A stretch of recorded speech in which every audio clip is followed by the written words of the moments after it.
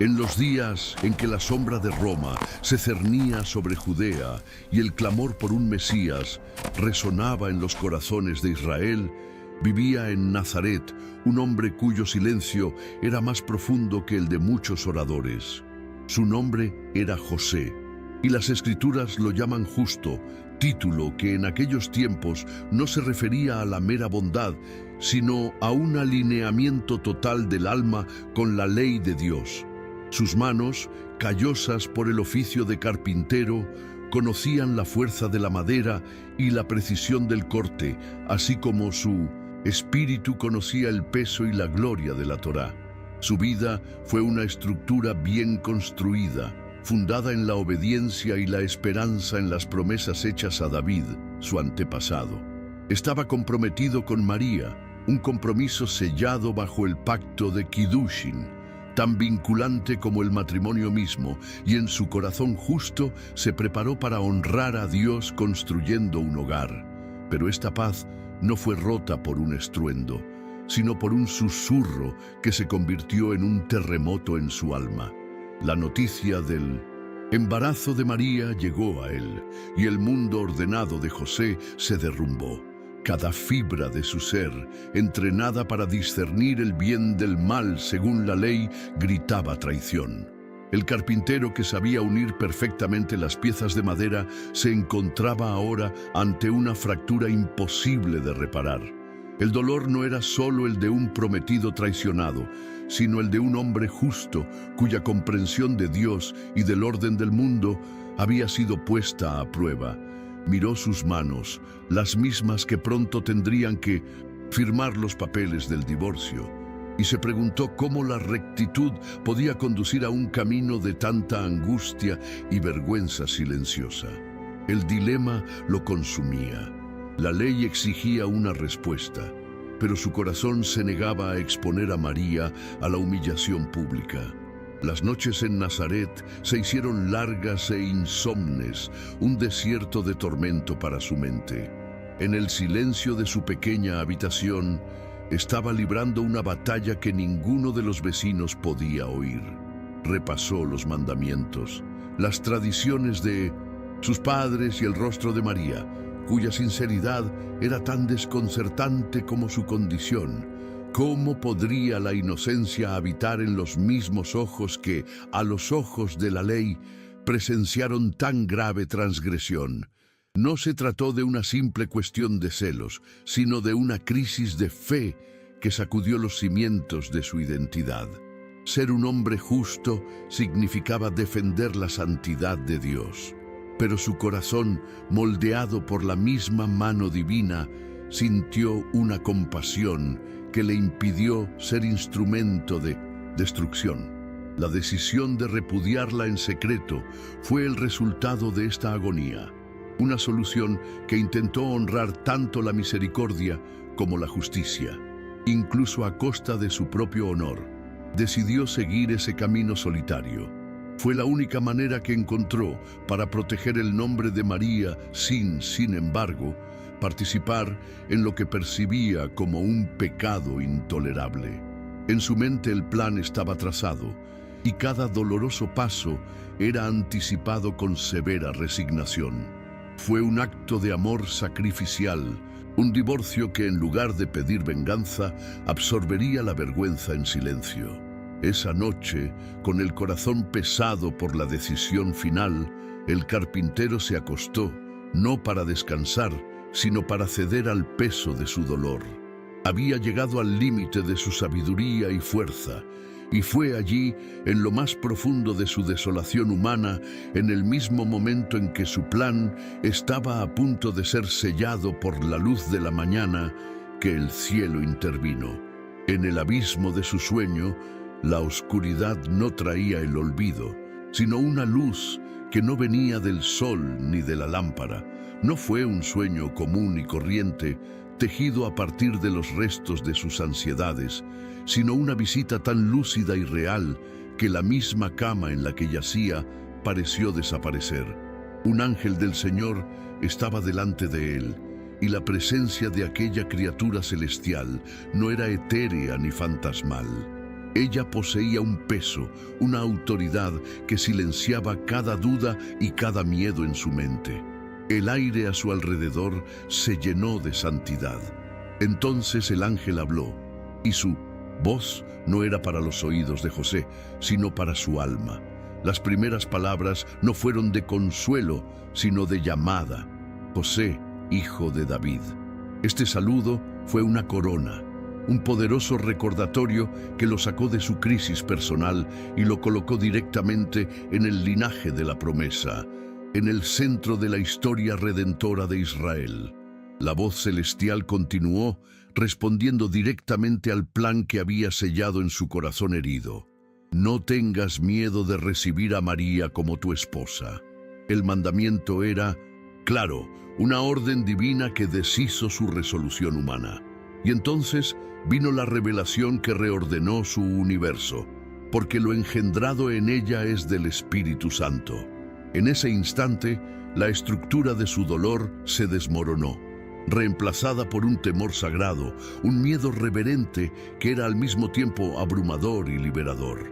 La fuente de su vergüenza era, de hecho, la obra más santa de Dios. El ángel le encargó una tarea que sellaría su destino. Debía ponerle nombre al niño Jesús, porque él salvaría a su pueblo de sus pecados. A José no solo se le pidió que creyera, sino que participara activamente en el misterio. Cuando la luz de la mañana tocó su rostro, José se despertó, pero la visión celestial no se disipó con las sombras de la noche. Quedó impreso en su alma con la claridad de un sello en cera caliente, más real y sustancial que las herramientas de madera que lo esperaban en su taller. No hubo un momento de duda, ni una pausa para analizar la lógica de un acontecimiento tan imposible. El hombre que había pasado días agonizando por la razón y la ley ahora se rendía a una verdad que trascendía ambas. Para un hombre justo como José, la palabra de Dios, una vez discernida, no era una opción a considerar, sino un mandato a llevar a cabo.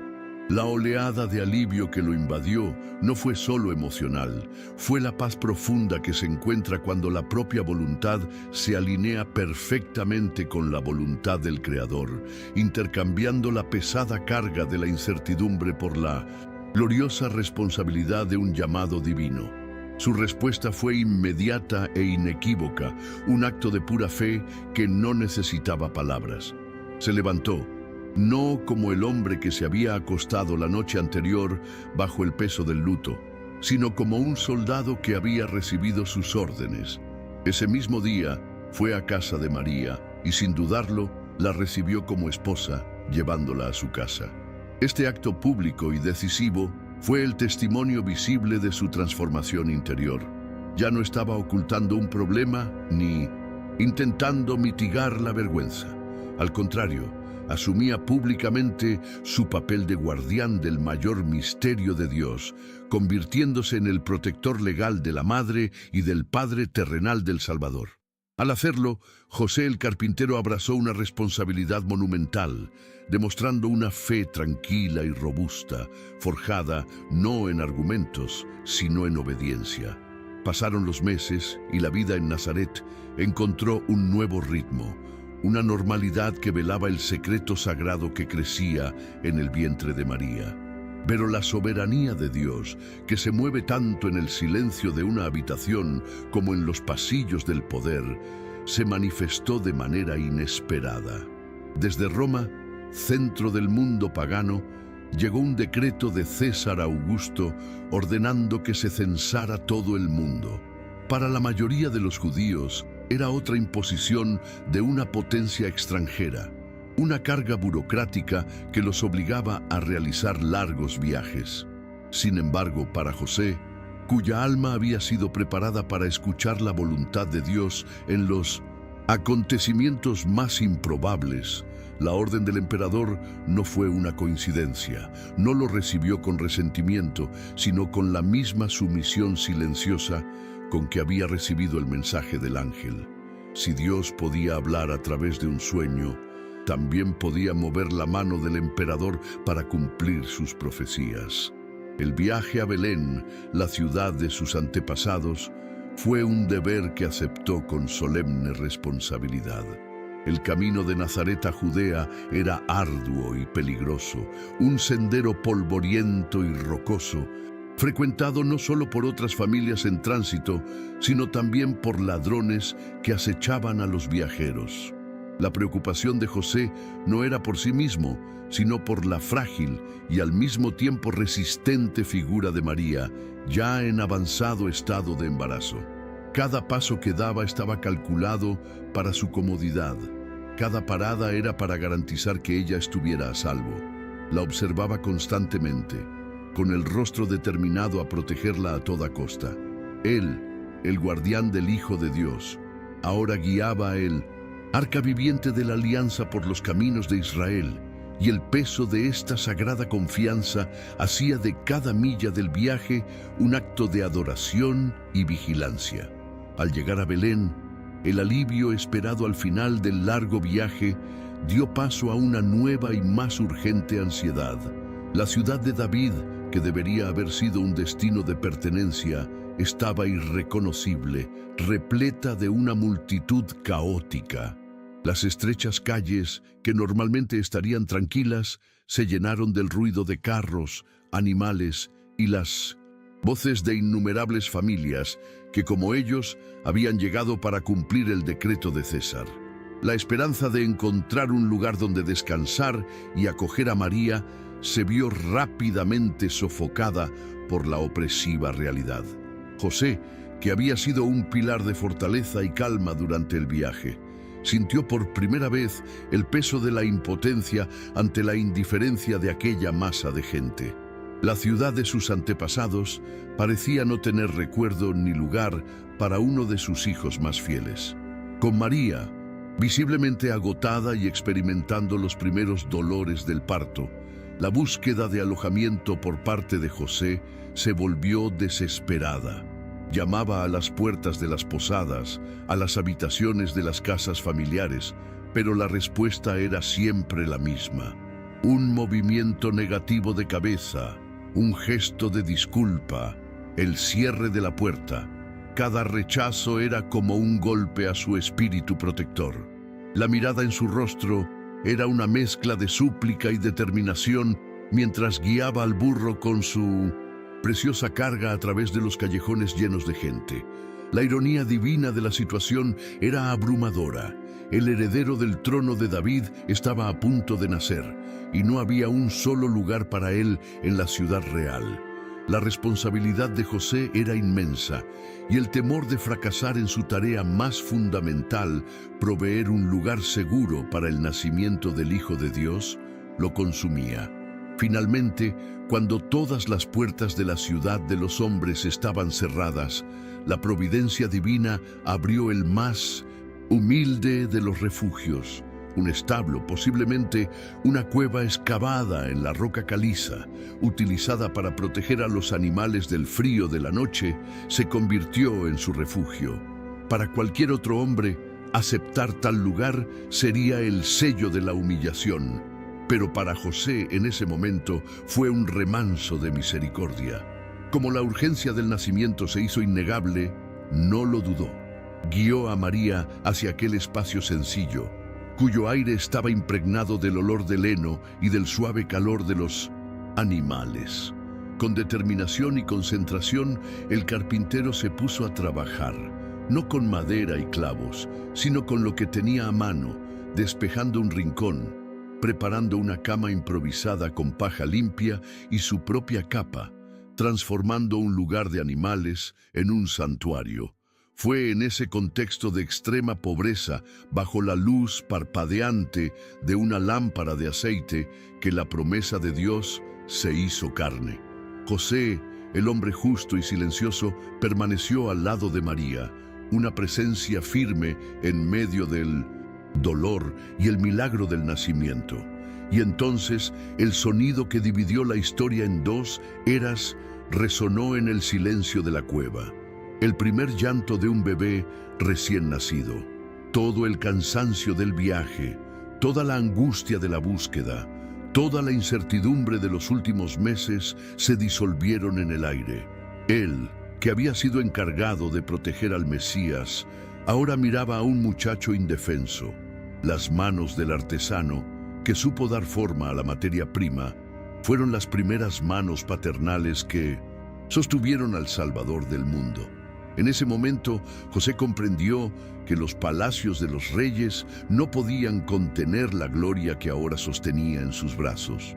Con un cuidado que trascendía al de cualquier padre, José tomó al bebé envuelto en pañales y lo acostó en un pesebre de piedra o madera utilizado para alimentar a los animales. En aquel acto de necesidad había una profunda verdad espiritual. El pan de vida bajado del cielo fue colocado en el lugar donde se coloca el alimento. La atmósfera era de paz sagrada, una quietud que parecía envolver al mundo entero. Esta calma, sin embargo, fue pronto interrumpida por la llegada apresurada de unos pastores, hombres sencillos cuyos rostros toscos brillaban con un asombro sobrenatural. No vinieron por casualidad. Relataron, con palabras entrecortadas por la emoción, la visión de un ángel y de una multitud de las huestes celestiales, anunciando el nacimiento del Salvador. Para José, que conservaba en lo más profundo de su corazón la revelación de su sueño, aquel testimonio fue el primer eco terrenal de la voz de Dios, la confirmación de que el milagro en aquel establo no era solo su secreto. Algún tiempo después, una confirmación aún más extraordinaria cruzó el umbral de aquel humilde hogar. Llegaron hombres de tierras lejanas, magos de Oriente, cuya sabiduría no estaba guiada por ángeles, sino por una estrella. Su presencia era regia y su reverencia profunda. No vieron al hijo de un carpintero en un entorno pobre. Vieron un rey y se postraron para adorarlo. Los regalos que ofrecieron, oro, incienso y mirra, no eran simples regalos, sino declaraciones proféticas sobre la identidad y el destino del niño, realeza, divinidad y sacrificio. José recibió aquellos tesoros con una solemnidad que comprendía su peso. Comprendió que el secreto de Nazaret y el milagro de Belén ya no pertenecían solo a él y a María. El nacimiento de aquel niño estaba enviando ondas que llegaban tanto a los pastores en los campos como a los reyes magos en reinos lejanos, y él sabía que esas ondas inevitablemente llegarían también a oídos de los reyes terrenales. La reverencia a los magos, que debería haber sido un honor, se convirtió en el mundo de los hombres en una sentencia de peligro. La noticia de la búsqueda de un recién nacido rey de los judíos no llegó a Jerusalén como una buena noticia, sino como una chispa en un polvorín. En el trono de Judea se sentaba Herodes, un rey anciano cuya corona no estaba sostenida por la legitimidad, sino por el miedo y la sangre. Su paranoia era tan grande como su poder, y la idea de un rival, un heredero legítimo del linaje de David, no era una cuestión teológica, sino una amenaza directa a su soberanía. Mientras José, en Belén, custodiaba un misterio divino, Herodes, en su palacio, concebía un plan de tinieblas, calculando su mente el modo más eficaz de extinguir la luz que ni siquiera entendía, pero que instintivamente temía. La misma noche en que la furia de 1900, Herodes cristalizó en un decreto de muerte, el guardián celestial de José intervino una vez más. El sueño del carpintero fue nuevamente invadido por una visita divina, pero esta vez el mensaje no era de consuelo, sino de urgente alarma. El ángel del Señor se apareció con una orden dura, sin preámbulos. Levántate, toma al niño y a su madre y huye a Egipto. No hubo tiempo para preguntas ni preparativos. La voz celestial transmitía una urgencia que helaba el alma, la certeza de que la muerte estaba en camino, rápida e implacable. La orden era absoluta y la obediencia de José tenía que ser igualmente inmediata. El mismo Dios que había anunciado el nacimiento con coros celestiales, ahora ordenaba una huida desesperada en la oscuridad de la noche. Con las palabras del ángel aún resonando en sus oídos como un trueno, José se puso de pie. El miedo era real, una presencia escalofriante en la oscuridad, pero la fe de José era más fuerte. No perdió ni un segundo en deliberar. Despertó a María con un toque urgente, explicándole la situación en susurros apresurados que apenas contenían la gravedad del peligro. En silencio, moviéndose como sombras en su propia casa, recogieron lo mínimo para sobrevivir. Los regalos de los Reyes Magos, que antes habían sido un signo de honor, ahora se convirtieron en el medio para financiar una huida desesperada. Cada sonido de la noche, el aullido del viento o el susurro de las hojas parecía el avance de los soldados de Herodes. Al amparo de la oscuridad, la Sagrada Familia abandonó Belén, no como peregrinos, sino como fugitivos, con el destino del mundo durmiendo en los brazos de su madre. El viaje a Egipto fue la antítesis del viaje a Belén. No había destino de pertenencia, solo un exilio incierto. El camino era más largo, más peligroso y atravesaba un desierto implacable. Evitaron los caminos principales, optando por senderos solitarios donde la única compañía era la inmensidad del desierto y la presencia constante del peligro. Para José, la ironía era profunda y dolorosa. Estaba abandonando la tierra prometida para buscar refugio en la tierra donde su pueblo había sido esclavo.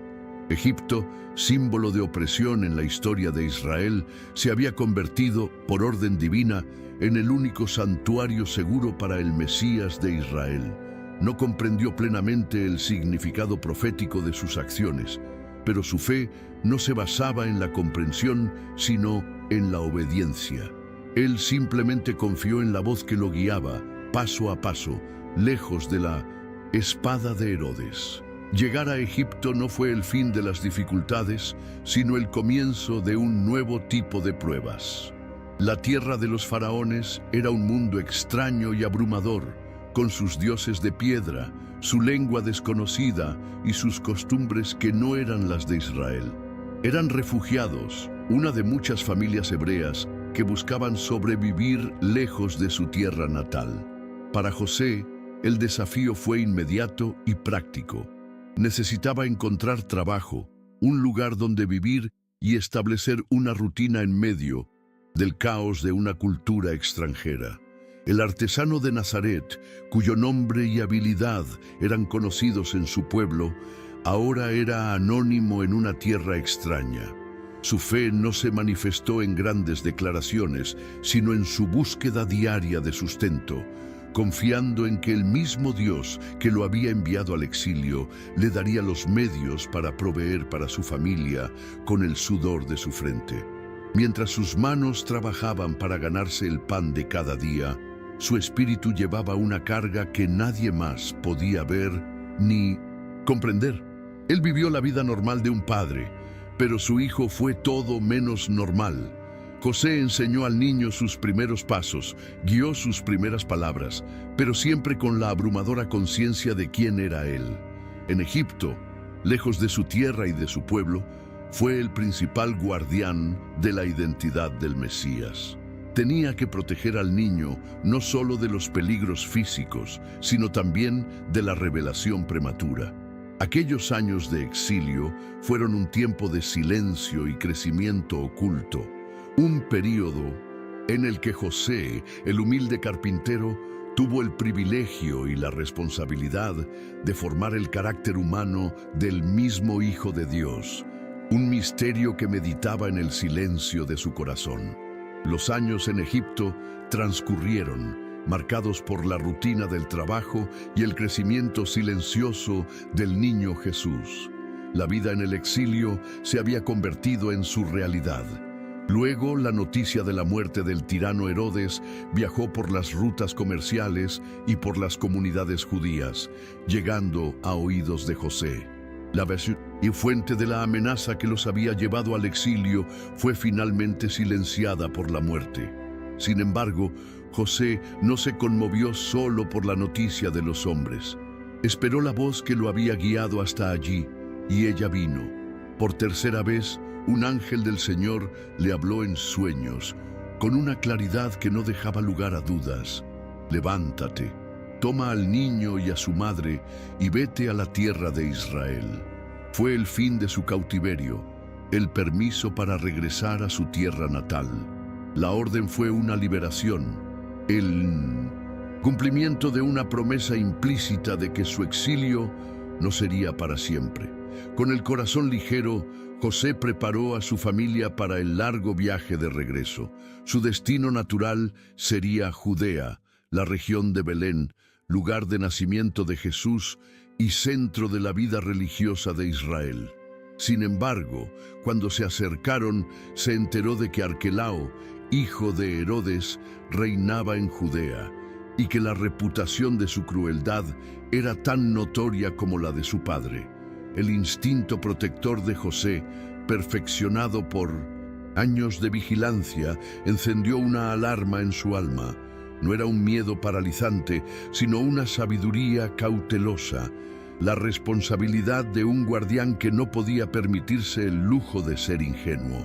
Su vacilación humana fue confirmada por una cuarta intervención divina.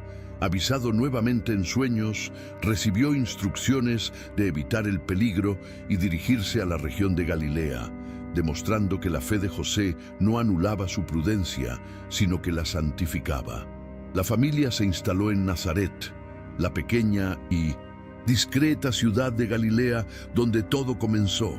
Para los vecinos, ellos eran simplemente José, el carpintero, que regresaba con su esposa y su hijo pequeño después de una larga ausencia. La normalidad de su llegada ocultó el extraordinario viaje que habían recorrido. José reabrió su taller y el sonido familiar de la madera siendo aserrada y cepillada volvió a llenar sus días. Reanudó su vida de tectón, artesano de madera y piedra, hombre de trabajo honesto y manos firmes. Nadie en el pueblo podía sospechar que este hombre tranquilo y trabajador había sido el guardián del Mesías en una huida desesperada a Egipto. La obediencia de José al establecerse allí, en una ciudad sin gran reputación, fue el paso final que, sin que él lo supiera, cumplió la palabra profética de que el Mesías sería llamado Nazareno. El papel de José entró entonces en su fase más larga y quizás más crucial. Ya no era solo un protector contra los peligros externos, sino el principal modelador del carácter humano de Jesús. Su responsabilidad fue monumental. En la pequeña casa y en la sinagoga local, era la voz de José la que enseñaba al niño las Escrituras, recitando el Shema y contando las grandes historias de los patriarcas y profetas. En su taller, entre el olor a cedro y a polvo, enseñó a Jesús la disciplina del oficio, el valor de la paciencia y la dignidad del trabajo manual. En esas lecciones diarias se reveló una verdad asombrosa. El Verbo que creó el mundo aprendió a leer la palabra de Dios, y las manos que un día serían clavadas en la cruz aprendieron a manejar un martillo bajo la tutela de un fiel padre terrenal. Año tras año, en la tranquilidad de Nazaret, José fue testigo del desarrollo del misterio que le había sido confiado. Ejerció su autoridad paternal con la dignidad y firmeza que exigía la tradición, corrigiendo, guiando e instruyendo. Sin embargo, debajo de la superficie de cada interacción cotidiana había una corriente subyacente de reverencia que nunca lo abandonó. Él nunca olvidó el mensaje del ángel, nunca se acostumbró a que el muchacho a quien le enseñaba la ley era la misma palabra viva de Dios. Había momentos, en el silencio del taller o en la luz del atardecer, en que miraba a su hijo y sentía el peso de la divinidad velada en la humanidad más perfecta. Esta conciencia no lo distanció, sino que profundizó su amor. infundiendo a su paternidad una cualidad única de adoración tranquila y humilde. Con el paso de los años, Jesús pasó de ser un mero aprendiz a convertirse en un maestro de su oficio por derecho propio. Las manos que José había guiado ahora trabajaban la madera con una habilidad y sabiduría que reflejaba una comprensión mucho más profunda que la del propio maestro. Trabajaban codo con codo, padre e hijo, el carpintero de Nazaret y el creador del universo, en una asociación silenciosa que era el secreto mejor guardado del pueblo. José había cumplido su misión con fidelidad inquebrantable. Él protegió al muchacho, le enseñó las escrituras y la dignidad del cargo, y lo condujo sano y salvo hasta el umbral de la edad adulta. El fundamento del ministerio que cambiaría el mundo fue establecido sólidamente en el polvo y las virutas de madera de aquel humilde taller de Nazaret. Cuando Jesús cumplió 12 años, la edad que marcaba la transición hacia una mayor responsabilidad bajo la ley, la familia hizo su peregrinación anual a Jerusalén para la fiesta de la Pascua. Esto no fue solo una obligación, sino un acontecimiento de profunda alegría y significado espiritual. Viajaron como de costumbre en una gran caravana con familiares y vecinos de Galilea, una comunidad en movimiento unida por la fe y la tradición. El aire estaba lleno de canciones, conversaciones y la anticipación de llegar a la ciudad santa. Para José, este viaje fue otro acto de su fiel administración, presentando al niño ante el Señor en el lugar más sagrado de la tierra. Había una sensación de normalidad y de deber cumplido, una paz que emanaba de la obediencia a los ritos sagrados, sin ningún presagio de la angustia que estaba por venir. Una vez finalizados los días del festival, la caravana comenzó el largo viaje de regreso al norte. Entre la multitud de viajeros, y confiados de que el niño estaría entre los jóvenes parientes o amigos, José y María caminaron durante un día entero.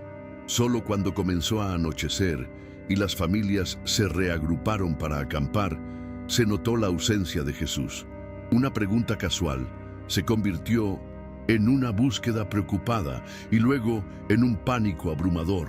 El corazón de José, el hombre que había protegido al Hijo de Dios de la ira de un rey y de los peligros del exilio, se vio repentinamente invadido por una sensación de fracaso catastrófico.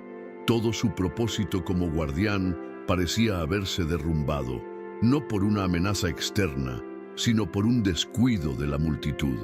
La tranquilidad del viaje dio paso a una angustia que nunca había conocido. Sin dudarlo, dieron la espalda a la caravana que regresaba a casa y regresaron sobre sus pasos a Jerusalén. Cada paso en esa dirección opuesta estaba cargado de una agonía creciente. La ciudad que habían abandonado con el corazón lleno de adoración ahora se presentaba como un laberinto hostil e indiferente. Para José, la responsabilidad era una carga física. Él, que había sido el escudo del niño contra la ira de un monarca, ahora se sentía impotente ante el anonimato de una multitud. Su mente, normalmente tranquila y ordenada, era un torbellino de escenarios terribles. Con cada rostro extraño que pasaba ante ellos, el sentimiento de desesperación se profundizaba. El silencio entre él y María no era de paz, sino de dolor compartido y de oración incesante que no necesitaba palabras para ser escuchada por Dios. Lo buscaron durante 3 largos y tortuosos días. La búsqueda fue frenética, alimentada por una mezcla de esperanza y miedo. Caminaron por las calles concurridas, los mercados ruidosos, las posadas donde aún podía haber peregrinos de Galilea. Interrogaron a los guardias, a los comerciantes y a cualquiera que pudiera haber visto a un niño de 12 años solo. Cada callejón sin salida, cada respuesta negativa era una nueva herida en sus corazones ya afligidos. El agotamiento físico no era nada comparado con el tormento espiritual que sentían. Para José, el hombre del control y la planificación, Esta fue una lección de absoluta impotencia. No podía construir, reparar ni planificar una salida a esta situación. Lo único que ella podía hacer era buscar, gritar en silencio y confiar en que el Dios que le había dado el niño no se lo habría quitado con tanta crueldad. Al final del tercer día, exhaustos y con la esperanza casi perdida, se dirigieron al último lugar que quedaba, el complejo del templo. Quizás habían evitado buscar allí intensivamente, pensando que era poco probable que un niño permaneciera tanto tiempo en un lugar tan formal y sagrado. Cuando entraron en los patios, donde los maestros de la ley se reunían para debatir y enseñar, finalmente lo vieron. La primera emoción fue una abrumadora ola de alivio que casi dobló las rodillas de José. Él estaba a salvo. La pesadilla había terminado, pero a este alivio siguió inmediatamente una profunda perplejidad. Jesús no estaba perdido ni asustado. Se sentó en medio de los doctores de la ley, tranquilo y absorto, no como un niño curioso, sino como un participante activo en su círculo de sabiduría. La escena fue extraordinaria y completamente inesperada. El niño no era un simple espectador. Él escuchaba atentamente, hacía preguntas que demostraban una profundidad sorprendente, y cuando le preguntaban, sus respuestas dejaban a estos hombres, los más eruditos de Israel, absolutamente asombrados. Había asombro en los rostros de los profesores, una admiración que no se concede a un niño común. José se detuvo y observó desde la distancia por un momento. Había venido a buscar a su hijo, el aprendiz de carpintero de Nazaret. En cambio, encontró una figura de tranquila autoridad espiritual que debatía las complejidades de la ley de Dios con una claridad que los mismos médicos luchaban por lograr. La búsqueda de un niño perdido había terminado con el descubrimiento de un maestro en su elemento.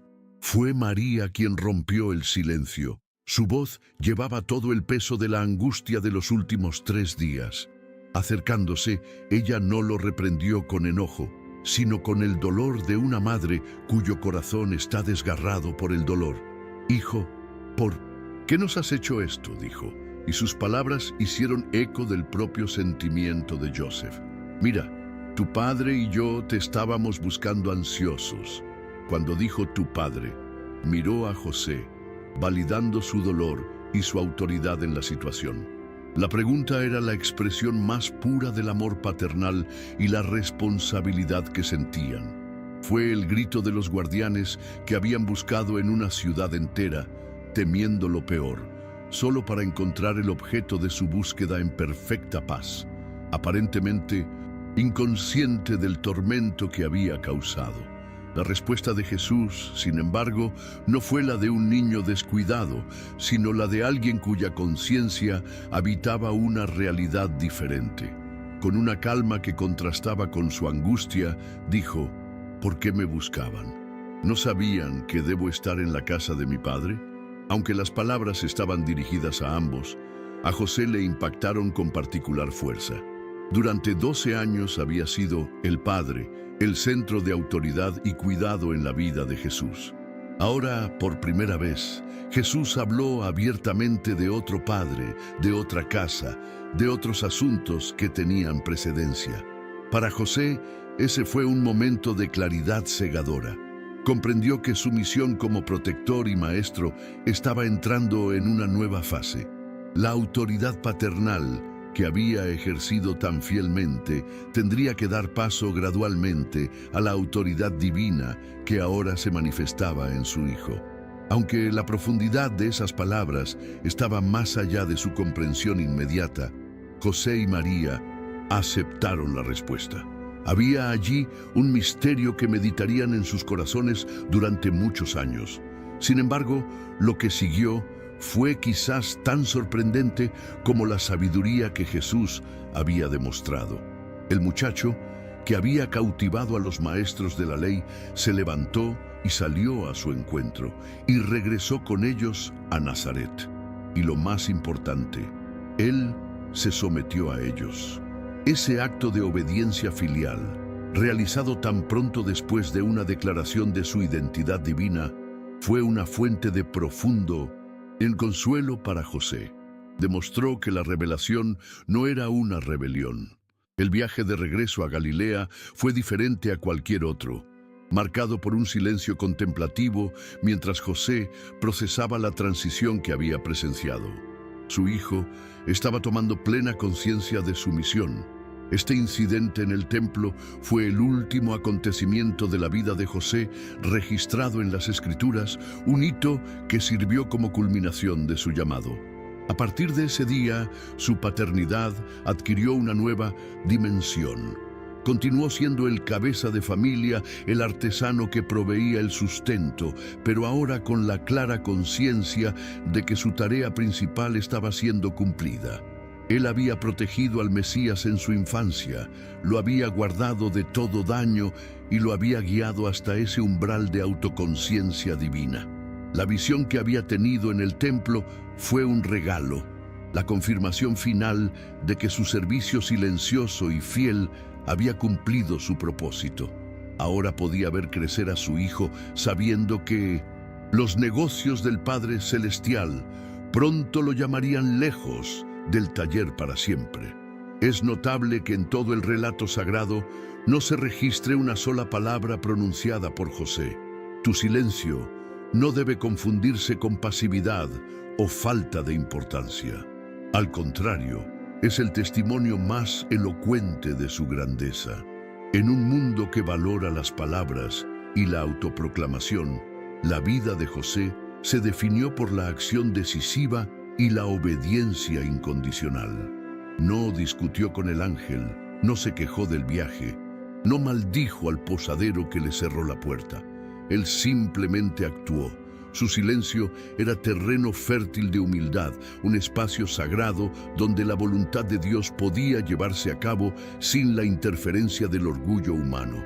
Cada paso que daba, cada herramienta que manejaba, cada noche de sueño, interrumpida por una advertencia divina, era un verbo de fe, más poderoso que cualquier sustantivo que pudiera haber pronunciado.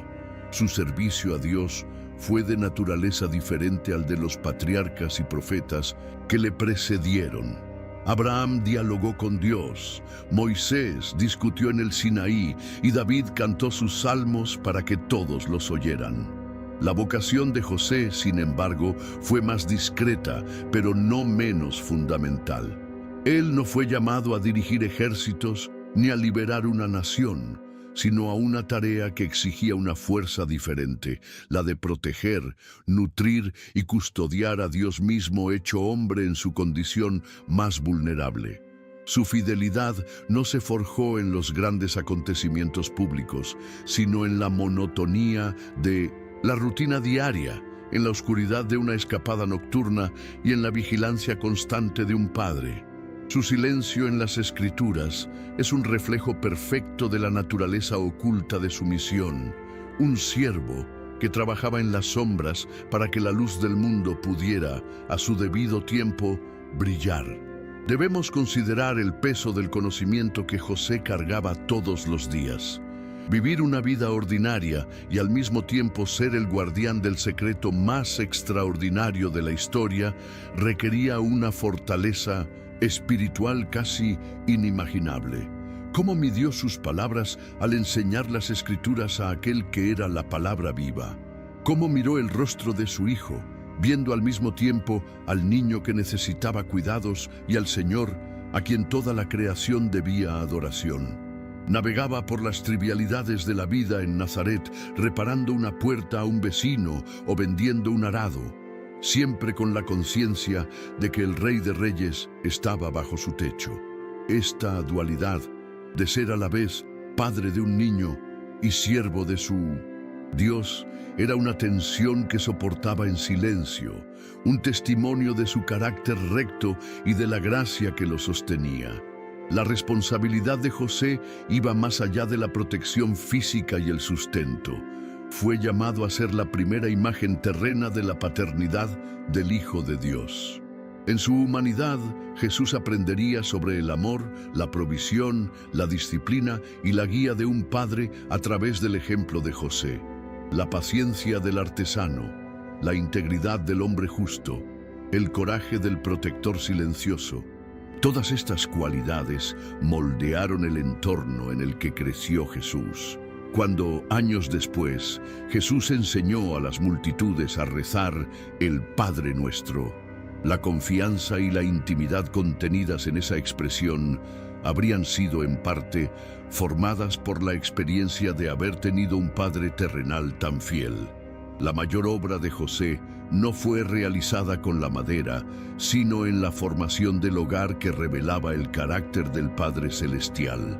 El legado del artesano de Nazaret se puede ver sutil, pero poderosamente en el ministerio de su hijo. Jesús, que aprendió el lenguaje de la madera y la piedra de José, usó estas imágenes para explicar las verdades más profundas del reino de Dios. La parábola del hombre sabio que construyó su casa sobre roca en lugar de arena es una lección para el constructor. La invitación a tomar un yugo suave y una carga ligera evoca la imagen de un carpintero que sabe tallar la madera para que encaje perfectamente, sin provocar heridas. La misma integridad de la obra de José, la honestidad, la precisión, la confianza en un fundamento sólido, se convirtió en el vocabulario mediante el cual Jesús describiría la vida de fe.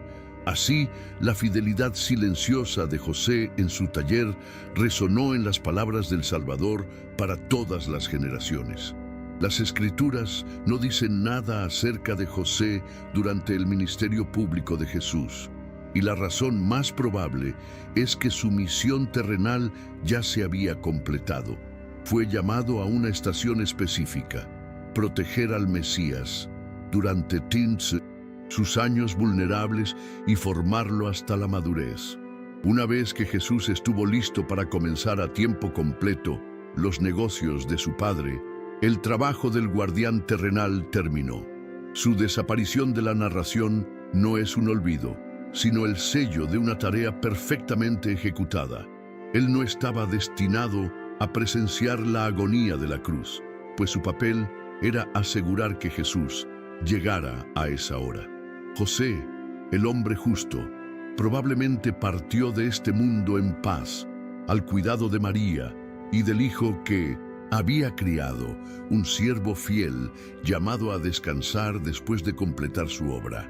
La Escritura lo presenta como un hombre justo, y toda su vida se convierte en la definición de lo que significa esa justicia a los ojos de Dios. No fue la justicia fría y acusatoria de un legalista que busca la letra de la ley para condenar. La justicia de José era la justicia del pacto, una fidelidad a la voluntad de Dios que era inseparable de la compasión y la misericordia. Lo demostró desde el principio, al optar por ahorrarle a María la vergüenza pública, eligiendo un camino que equilibraba la santidad de la ley con la dignidad de la persona. Su justicia era práctica, demostrada no en debates teológicos, sino en la manera en que guió a su familia, protegió a su hijo y cumplió cada mandato divino con silenciosa integridad.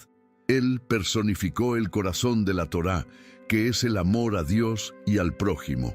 En una época dominada por el poder de Roma y la autoridad religiosa de Jerusalén, la fuerza de José era de una naturaleza completamente diferente. No tenía poder político, riqueza ni influencia social. Su fuerza no residía en su capacidad de imponer su voluntad al mundo, sino en su capacidad de someter su propia voluntad a Dios.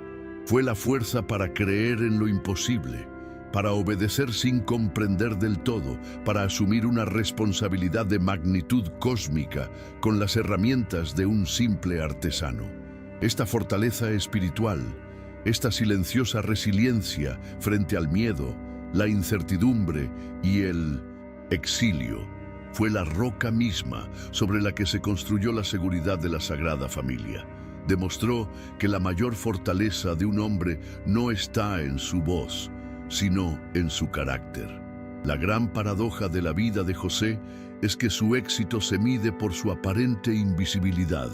Su misión principal era garantizar que prevaleciera la normalidad, que ningún daño le ocurriera al niño y que ningún escándalo estropeara su crecimiento.